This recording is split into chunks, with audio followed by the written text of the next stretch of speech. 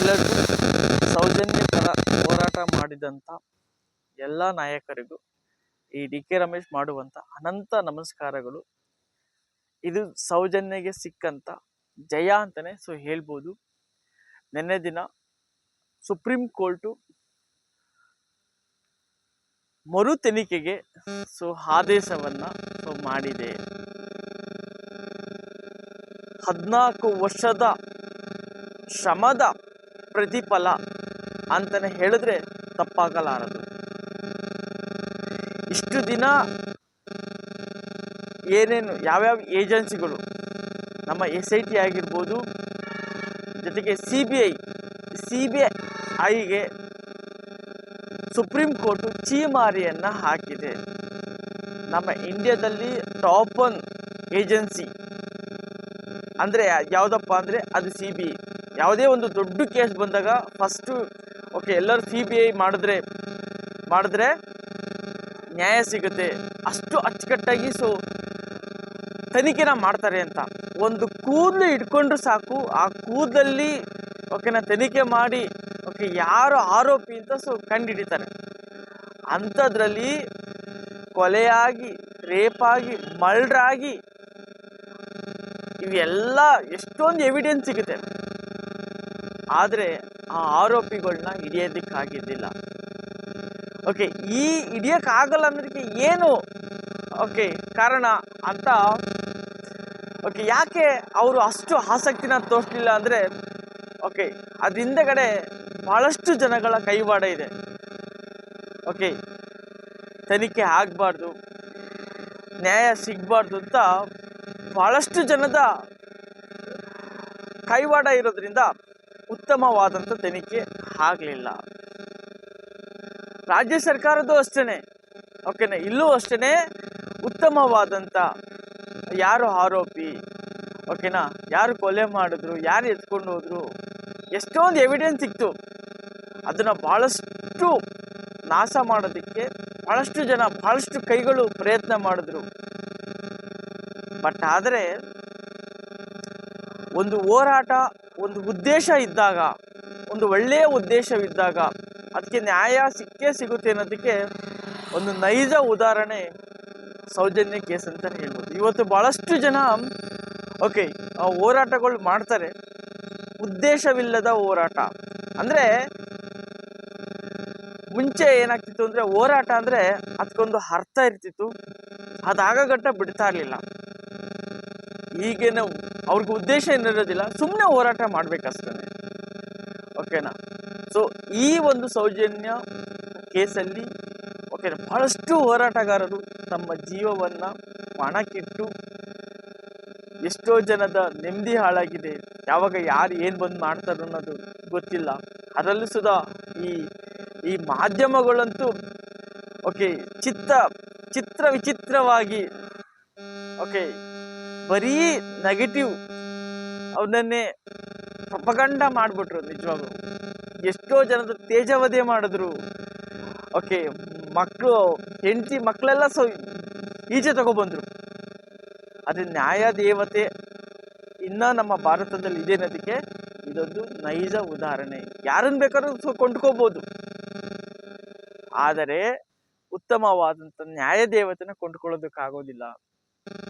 ಹಾಗಾಗಿ ನಿನ್ನೆ ದಿನ ಆರ್ಡರ್ ಆಗಿದೆ, ಸೌಜನ್ಯಗೆ ನ್ಯಾಯ ಸಿಗ್ಬೇಕು, ಮರು ತನಿಖೆ ಆಗ್ಬೇಕಂತ. 14 ವರ್ಷದ ಪರಿಶ್ರಮಕ್ಕೆ ಫಲ ಸಿಗ್ತಾ ಇದೆ. ಆ ಮಗು ಯಾವ ತರ ಚೀರಾಡಿರ್ಬೇಕು, ಯಾವ ತರ ನೋವನ್ನ ಅನುಭವಿಸಿರ್ಬೇಕು,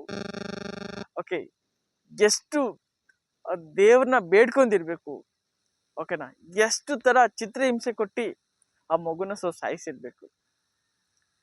ಲೆಕ್ಕ ಮಾಡ್ಕೊಳ್ಳಿ. ಇವತ್ತು ಎಷ್ಟೊಂದು ಜನ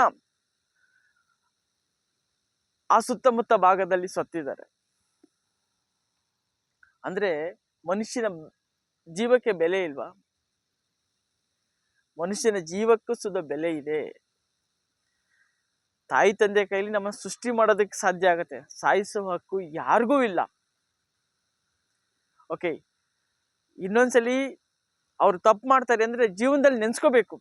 ಆ ಥರ ಇವ್ರಿಗೆ ಕಠಿಣ ಶಿಕ್ಷೆ ಆಗಲೇಬೇಕು. ಮರಣ ದಂಡನೆ ಆದ್ರೂ ಅದು ಕಮ್ಮಿನೇ. ಯಾಕೆಂದರೆ ಇವತ್ತು ಎಷ್ಟೋ ಮಕ್ಕಳ ಜೀವನ ಹಾಳಾಗ್ತಾ ಇದೆ. ಓಕೆ, ರೇಪ್ಗಳಾಗ್ತಾ ಇದೆ, ಕೊಲೆಗಳಾಗ್ತಾ ಇದೆ. ಅವ್ರಿಗೆ ಕಠಿಣವಾದಂಥ ಶಿಕ್ಷೆ ಆಗ್ತಾ ಇಲ್ಲ. ಕಠಿಣವಾದಂಥ ಶಿಕ್ಷೆ ಆಗಿದ್ದೇ ಆದಲ್ಲಿ 10 ಸಲ ಯೋಚನೆ ಮಾಡ್ತಾರೆ ಒಂದು ತಪ್ಪನ್ನ ಮಾಡಬೇಕಾದಾಗ. ಈ ಒಂದು ಸೌಜನ್ಯ ಹೋರಾಟಕ್ಕೆ ಲಕ್ಷಾಂತರ ಕೋಟ್ಯಾಂತರ ಜನ ಪ್ರಾರ್ಥನೆ ಮಾಡಿದ್ದಾರೆ, ಕೈಯನ್ನ ಜೋಡಿಸಿದ್ದಾರೆ. ಯೂಟ್ಯೂಬರ್ ಅಂತೂ ನಿಜವಾಗ್ಲೂ ಸಹ ತುಂಬಾನೇ ಖುಷಿ ಆಗುತ್ತೆ. ಯಾಕಂದ್ರೆ ಮೀಡಿಯಾಗಳೆಲ್ಲ ಅವರ ಅವರ ಅವರ ಏನು ಅಸ್ತಿತ್ವನೇ ಹೋಗ್ತಾ ಇದೆ. ಇವತ್ತು ಯಾರು ಸುಧಾ ಇತ್ತೀಚಿನ ದಿನಗಳಲ್ಲಿ ಮೀಡಿಯಾ ನೋಡೋಕ್ಕೆ ಹೋಗ್ತಾ ಇಲ್ಲ. ಯಾಕಂದ್ರೆ ಯಾವುದು ಸತ್ಯನೇ ಹೇಳ್ತಾ ಇಲ್ಲ. ಅವರು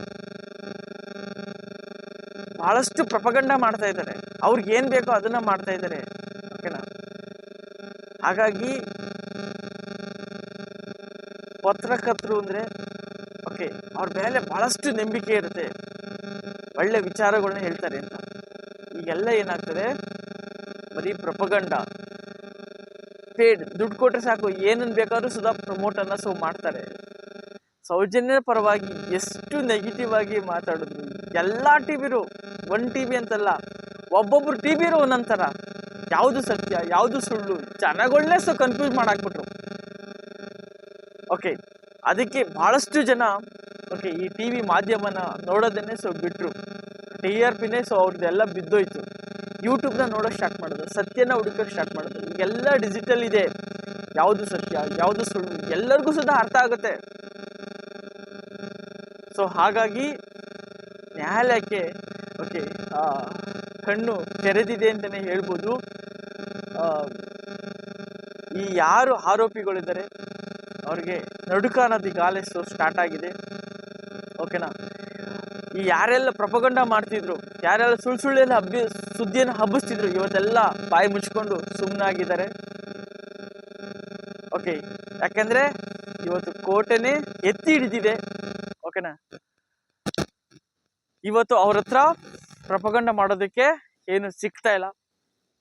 ಓಕೆ, ಎಲ್ಲ ದುಡ್ಡೆಲ್ಲ ಈಸ್ಕೊಂಡು ಓಕೆ ಜೋಬನ್ನ ತುಂಬಿಸ್ಕೊಂಡಿದ್ದಾರೆ. ಬಟ್ ಆದರೆ ಸತ್ಯ ನ್ಯಾಯ ಅನ್ನೋದು ಯಾವಾಗಲೂ ಇದ್ದೇ ಇರ್ತದೆ. ಹಿಂದೇನೇ ಇತ್ತು, ಈಗಲೂ ಇರುತ್ತೆ, ಮುಂದಕ್ಕೂ ಇರುತ್ತೆ. ಆದರೆ ನ್ಯಾಯ ಸಿಗೋದು ಸ್ವಲ್ಪ ಲೇಟ್ ಆಗ್ಬೋದು. ಓಕೆ, ಕರ್ಮ ಅನ್ನೋದು ಯಾವತ್ತೂ ಯಾರನ್ನೂ ಬಿಟ್ಟಿಲ್ಲ, ಮತ್ತು ಯಾರನ್ನೂ ಸುಧಾ ಬಿಡೋದೂ ಇಲ್ಲ. ಮಾಧ್ಯಮದವ್ರಿಗೆ ನಿಮ್ಮನ್ನು ನೀವು ಮಾರ್ಕೋಬೇಡಿ. ಓಕೆ, ಮಾರ್ಕೊಂಡ್ರೆ ಮಾತ್ರ ಓಕೆ ನಿಮ್ಗೆ ಯಾರಿಗೂ ಸುಧಾ ಬೆಲೆ ಇರೋದಿಲ್ಲ. ನಿಮ್ಮದೇ ಆದಂಥ ಮುಂಚೆ ಭಾಳಷ್ಟು ನಾನು ಟಿವಿಗಳನ್ನ ನೋಡ್ತಾ ಇದ್ದೆ, ಭಾಳ ಇನ್ಸ್ಪಿರೇಷನ್ ಆಗಿ ತಗೊಳ್ತಾ ಇದೆ. ಯಾವಾಗ ನೀವು ಓಕೆ ಸತ್ಯನದು ನಿಜ ಆದಮೇಲೆ ಅದು ನ್ಯಾಯ ಸಿಗಲೇಬೇಕಲ್ವಾ? ಹಾಗಾಗಿ ಒಳ್ಳೆ ವಿಚಾರಗಳನ್ನ ಓಕೆ ಜನಗಳಿಗೆ ಮುಟ್ಟಿಸಿ, ಪ್ರಪಗಂಡ ಬೇಡ, ಸತ್ಯನ ಸತ್ಯ ಥರ ಹೇಳಿ, ಅವಾಗ ನಿಮ್ಮ ಜೊತೆ ಎಲ್ಲರೂ ಸುಧಾ ಕೈಯನ್ನು ಜೋಡಿಸ್ತಾರೆ. ಓಕೆ, ಯಾಕೆ ಇದು ಗೆಲ್ತಾ ಇದೆ ಅಂದರೆ ಎಲ್ಲರೂ ಸತ್ಯದ ಪರವಾಗಿದ್ದಾರೆ. ಇಲ್ಲಿ ಯಾರನ್ನೂ ಸುಧಾ ದೇವ್ರನ್ನೂ ತಗೊಬರ್ತಾ ಇಲ್ಲ. ಸತ್ಯದೆ ಅಂದಮೇಲೆ ನ್ಯಾಯ ಸಿಗ್ಬೇಕಲ್ವ? ನ್ಯಾಯಕ್ಕೋಸ್ಕರ ಎಲ್ಲರೂ ಹೋರಾಟ ಮಾಡಿದ್ದಾರೆ. ಎಲ್ಲ ಕಡೆ ಕ್ಲೀನ್ ಚೀಟ್ಸ್ ಅನ್ನ ಸಿಕ್ಕಿದೆ. ಓಕೆ, ಹೋರಾಟಕ್ಕೆ ಜಯ ಸಿಗ್ಲಿ, ಓಕೆ ಸೌಜನ್ಯಗೆ ನ್ಯಾಯ ಸಿಗ್ಲಿ ಅನ್ನೋದು ನನ್ನ ಆಶಯ. ಬಹಳಷ್ಟು ಹೋರಾಟಗಾರರಿಗೆ ಕೈಯನ್ನು ಜೋಡಿಸಿದ್ದಾರೆ. ಎಲ್ಲರಿಗೂ ಸುಧಾ ಅನಂತ ವಂದನೆಗಳನ್ನ ಹೇಳ್ತಾ ನನ್ನ ಮಾತನ್ನು ಮುಗಿಸ್ತಾ ಇದ್ದೀನಿ. ವಿಷಯ ಚೆನ್ನಾಗಿದೆ, ಸಬ್ಸ್ಕ್ರೈಬ್ ಮಾಡ್ಕೊಳ್ಳಿ, ಸಪೋರ್ಟ್ ಮಾಡಿ, 4 ಜನಕ್ಕೆ ಶೇರ್ ಮಾಡಿ. ಜನರು ಜಾಗೃತರಾಗಬೇಕು, ಅದೇ ನನ್ನ ಉದ್ದೇಶವಾಗಿದೆ. ಒಳ್ಳೆ ವಿಷಯಗಳನ್ನ ರೀಚ್ ಮಾಡಿಸ್ಬೇಕು. ನನಗೆ ತಿಳಿದಷ್ಟು, ನನಗೆ ಗೊತ್ತಿರೋಷ್ಟನ್ನು ಹೇಳೋದಕ್ಕೆ ಇಷ್ಟಪಡ್ತೀನಿ. ಪ್ರತಿಯೊಬ್ಬರು ಸುಧಾ ಜಾಗೃತಿ ಅನ್ನೋದು ತುಂಬ ಇಂಪಾರ್ಟೆಂಟ್ ಆಗುತ್ತೆ. ಹಾಗಾಗಿ